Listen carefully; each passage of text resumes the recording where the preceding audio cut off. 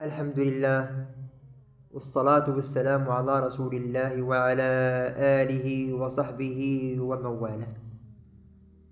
مشاهدينا الكرام، حياكم الله. وقفات متفرقة وهامة مع ليلة القدر. أولا، وقت ليلة القدر. وردت أحاديث كثيرة في ذلك، فقد ثبت في الصحيحين أن النبي صلى الله عليه وسلم قال: التمسوها في العشر الأواخر من رمضان، وفي الأوتار منها بالذات، أي ليالي 21 و23 و25 و27 و29 و29. وكذلك قال ابن عباس رضي الله تعالى عنهما أنها ليلة 27، واستنبط ذلك استنباطا عجيبا من عدة أمور. فقد ورد أن عمر رضي الله تعالى عنه جمع الصحابة، وجمع ابن عباس معهم وكان صغيرا، فقالوا: إن ابن عباس كأحد أبنائنا، فلم لم تجمعوا معنا؟ فقال عمر: إنه فتى له قلب عقول ولسان سؤول. ثم سأل الصحابة عن ليلة القدر، فأجمعوا على أنها من العشر الأواخر من رمضان. فسأل ابن عباس عنها فقال: إني لأظن أين هي، إنها ليلة 27. فقال عمر: وما أدراك؟ فقال: إن الله تعالى خلق السماوات 7، وخلق الأرضين 7، وخلق الأيام 7، وخلق الإنسان من 7، وجعل الطواف 7، والسعي 7، ورمي الجمرات 7.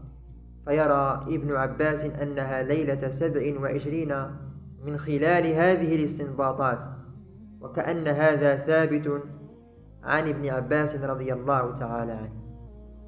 لكن كونها ليلة 27 أمر غالب والله أعلم، وليس دائما، فقد تكون أحيانا ليلة 21 كما جاء في حديث أبي سعيد الخدري رضي الله تعالى عنه. ورجح بعض العلماء أنها تنتقل وليست في ليلة معينة كل عام. قال النووي رحمه الله: وهذا هو الظاهر المختار لتعارض الأحاديث الصحيحة في ذلك، ولا طريق إلى الجمع بين الأحاديث إلا بانتقالها. أهمية قيام ليلة القدر: أنها ليلة يحدد فيها مصير مستقبلك لعام قادم، ففيها تنسخ الآجال، وفيها يفرق كل أمر حكيم. فاحرص أخي المسلم أن تكون فيها ذاكرا لله، ومسبحا، أو قارئا للقرآن، أو قانتا لله سبحانه وتعالى تسأله السعادة في الدنيا والآخرة.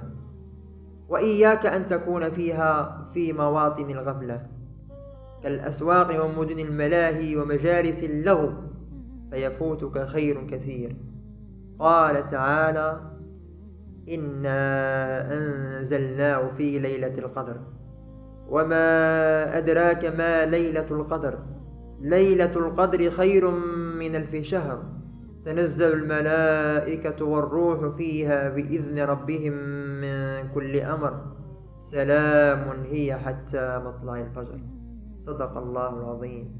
والسلام عليكم ورحمة منه تعالى وبركاته.